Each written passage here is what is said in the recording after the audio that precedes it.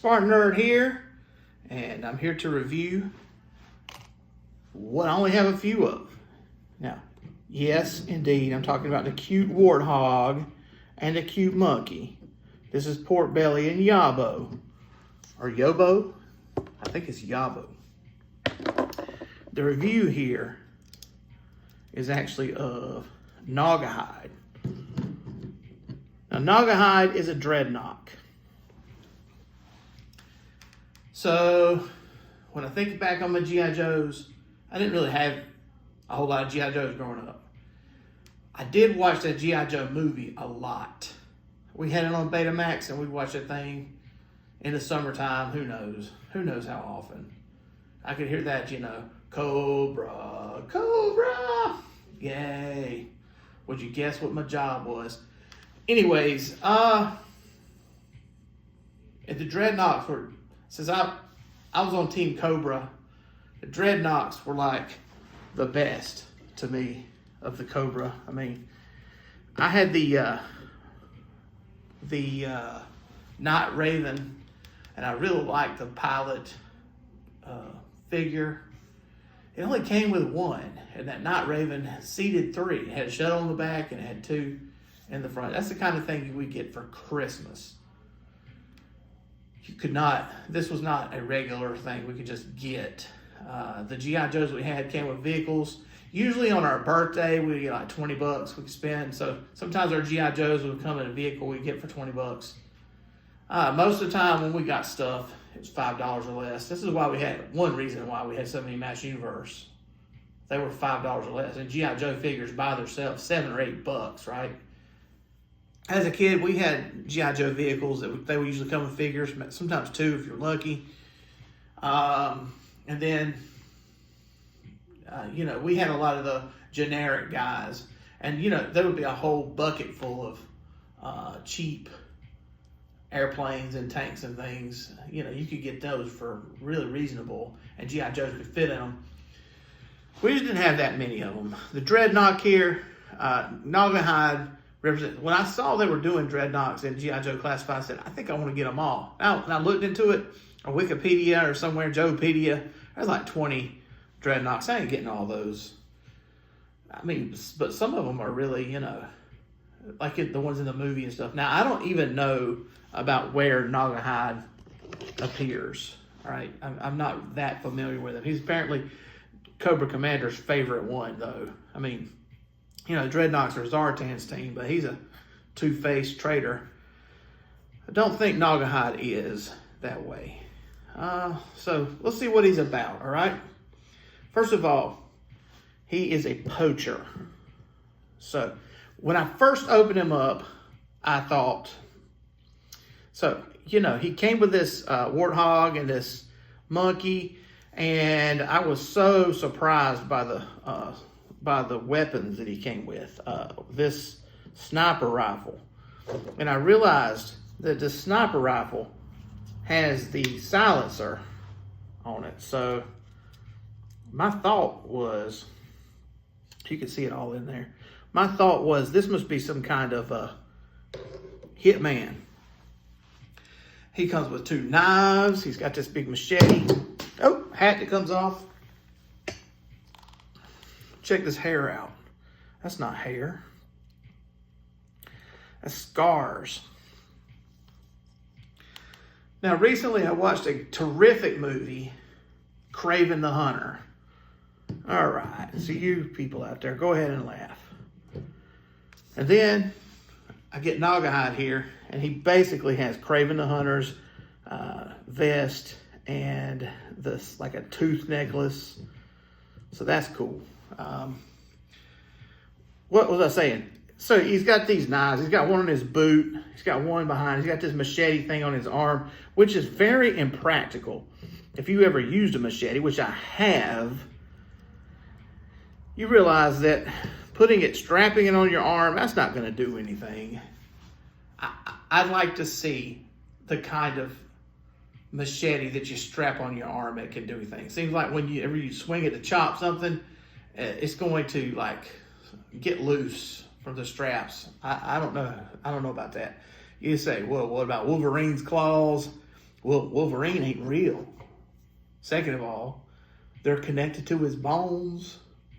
So, all right. Anyway, we're running rabbits. So, Gnawgahyde, 2 knives. One is strapped to his boot. One is strapped behind. And see, to me, it's like this is ready to be grabbed to in a fight or something quickly. You know, seems like something a dreadnought would do. So my thought was, he got these knives. He got this machete. He's chopping his way through the jungle or whatever to find his target, set up the sniper rifle, and, you know, do what snipers do. On reading the material and stuff about him, he's a poacher. So this also goes with that, because you want to be quiet while you're hunting. And if he's, you know, using a chainsaw or something, that's not going to work. So that's why he's got all this stuff. So what else does he have? He's got, this is a compound bow. This is it's got a plastic string, so this is in no way going to work. And it's really rubbery. It can hold it just fine. There's another piece to the compound bow that I have attached to. So here is the quiver. The quiver goes on the back. He's just got a little hole in his back, which G.I. Joes always do, don't they? Unless they were those cool ones that made a sound. Sonic Warriors or whatever. So you got a quiver. One arrow comes out and it goes in, so you can, but you can't really knock it in that bow. Once again, the same problem with all my other action figures that have those. Compound bow, and then yeah, I was saying, it's got another piece to the compound bow that goes on there, that it fits in this little little slot on the quiver. I don't know a whole lot about modern archery, so I cannot tell you what this actually does. What it does is it gets dropped on the floor and lost. Well, I'll just have to find it later. Then, of course, you got the sniper rifle. Now, I have this son that's in the that was in the Army. He's not anymore, thankfully. Now, I'm saying thankfully. I'm just glad he's home. He was in Syria. He tells me what kind of sniper rifle this is. I looked it up to corroborate. It is a Remington M210 enhanced sniper rifle. So, check this out.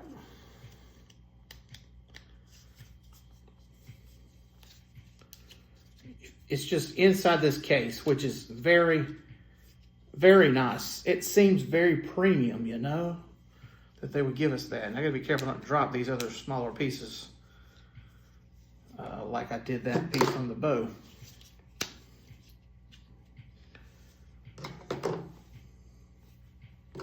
So it's got the rail on the top that you can install the scope,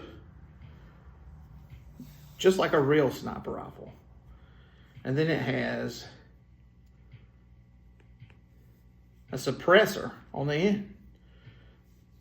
And then I said tripod, I think, on my video of this. But what it is, it's actually called the bipod. I saw YouTubers that shoot guns actually holding a rifle like this with the bipod in their hand. It's designed to sit on the ground to absorb the kick and everything. It's just a sniper rifle. Provide that stability so you don't have that floating target that goes on. So, it's just terrific. And when my son saw this he was inspired. And so he looked online and he picked up a couple of G.I. Joe classifieds of his own and did some modding to them already. So I got one here. I brought them to show him off. He's good at stuff like this. His Gundams, he did some Gundams and they're incredible. Like he made them seem like they've been in war and everything and blew up and battle damaged, and they look really good. I should get pictures of those. He thought these didn't look realistic enough, so he did a lot of wash on one, and he's been working on the guns on the other to make them look more realistic. We also have the, one of them's a paratrooper, and he's, he's modded the backpack. This is just a side. This product is so good, it inspired my son to go get involved. And that's great. And these, what are these? This isn't really a review of these specific G.I. Joe classified, but so these are the 60th anniversary G.I. Joe classified.